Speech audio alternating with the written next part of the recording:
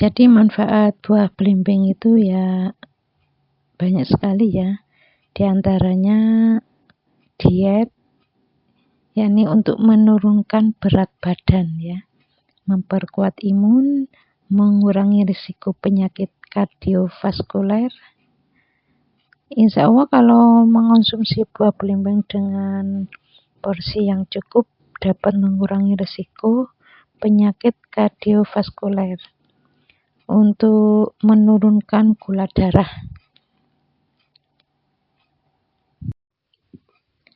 Bismillahirrahmanirrahim. Assalamualaikum warahmatullahi wabarakatuh. Jadi kalau ada orang yang bermasalah di hidung, itu insya Allah masalah ini ada di keluarganya dia ya, di dekat-dekat dia.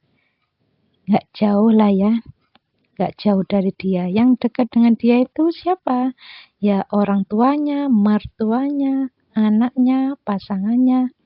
Jadi kalau sampai pembuluh darah yang kecil itu pecah, berarti ada yang dilihat, kemudian difikirkan menjadi kejengkelan. Diawali disimpan dulu ya, diam, kemudian dikeluarkan dalam bentuk marah. Jadi mimisan itu adalah ada yang dilihat di sekitarnya, dipikirin dan menjadikan marah. Nah, marahnya itulah yang membesarnya kapiler kemudian pecah. Jadi kalau mimisan pada balita atau anak yang belum balik, anak usia 5 tahun, 6 tahun, 7 tahun ini kan termasuk bukan balita tapi kan belum balik. Kalau mimisan di anak balita atau belum balik itu insya Allah dari kesalahan ayahnya atau ibunya. Tapi kalau mimisan di usia remaja ya berarti dari kesalahannya sendiri.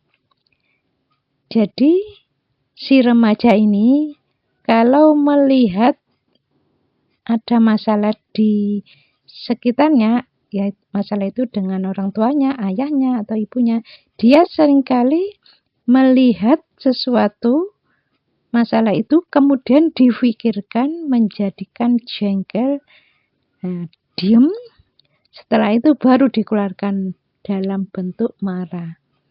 Insya Allah ini menyebabkan mimisan. Jadi kalau mimisannya itu darahnya keluar sedikit, beda ya dengan darah yang keluar banyak. Kalau keluar sedikit itu biasanya hanya disimpan, jengkel, sangat jengkel, tapi tidak dikeluarkan dalam bentuk marah ya. Marahnya itu enggak dikeluarkan. Tapi kalau marahnya dikeluarkan, biasanya mimisannya itu keluar darahnya itu besar. Jadi marahnya itulah yang membesarnya kapiler kemudian pecah. Jadi untuk mencegah supaya nggak terjadi mimisan ya kalau ada masalah diselesaikan dengan baik. Nggak usah jengkel, nggak usah marah yang dikeluarkan. Insya Allah tidak akan mengalami mimisan lagi. Tobat, mohon ampun, berjanji nggak ngulangi dan dibuktikan. Kalau ada masalah diselesaikan. Nggak usah jengkel, nggak usah marah. Insya Allah tidak akan mimisan lagi.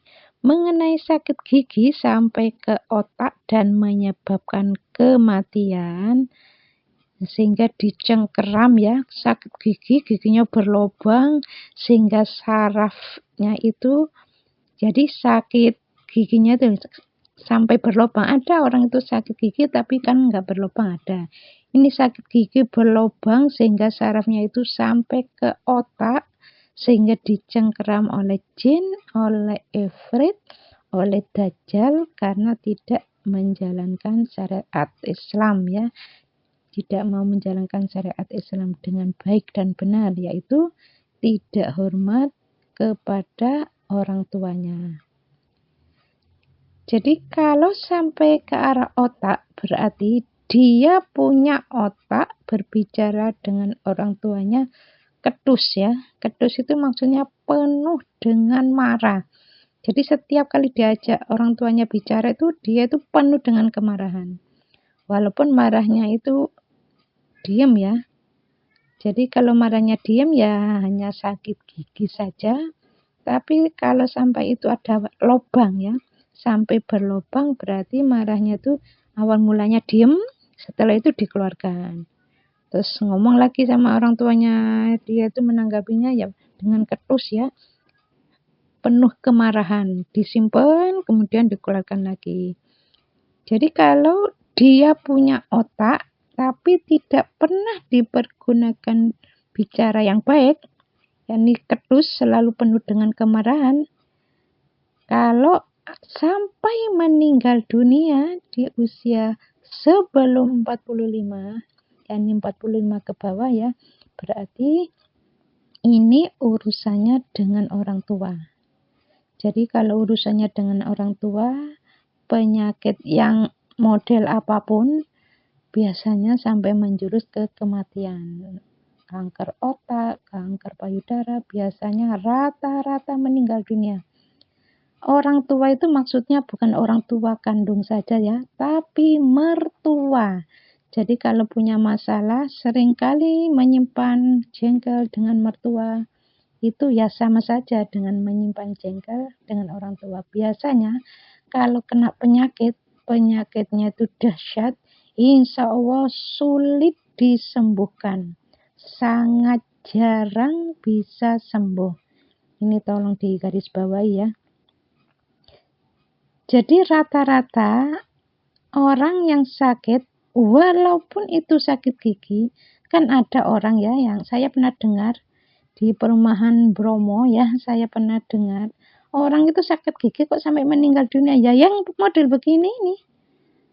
Jadi jangan dianggap sakit gigi itu enggak menyebabkan kematian. Yang menyebabkan kematian itu sebenarnya bukan sakit giginya, tapi dilihat sama Allah Ta'ala, anak ini kok ketus ya, penuh dengan kemarahan, setiap kali bicara dengan orang tua penuh dengan kemarahan, seringkali diberi peringatan dengan sakit gigi, terus lama-lama giginya sampai berlubang karena marahnya tuh seringkali keluar. Yang tadinya tuh hanya disimpan, lama-lama keluar. Nah, sama Allah Ta'ala dilihat anak ini, oh anak ini nggak manfaat. Kalau dilihat sudah nggak manfaat, ya akhirnya ya dimatikan aja.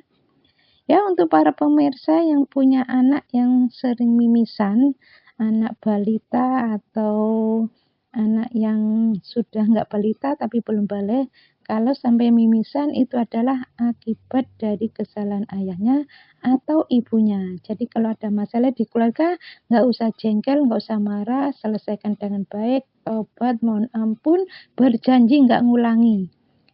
Insya Allah putra-putrinya tidak mimisan lagi. Mengenai sakit gigi juga begitu. Kalau sakit gigi itu pada anak balita atau tidak balita tapi belum balik, itu insya Allah dari kesalahan ayahnya atau ibunya. Jadi kalau pingin anaknya nggak sakit gigi, jadi kalau bicara sama orang tua jangan ketus ya, jangan penuh dengan kemarahan. Walaupun marahnya itu disimpan, tetap akan menyebabkan sakit gigi. Kalau marahnya itu disimpan, setelah itu lanjut dikeluarkan, insya Allah menyebabkan sakit gigi dan giginya berlubang. Ya, mudah-mudahan video ini ada manfaatnya ya. Assalamualaikum warahmatullahi wabarakatuh.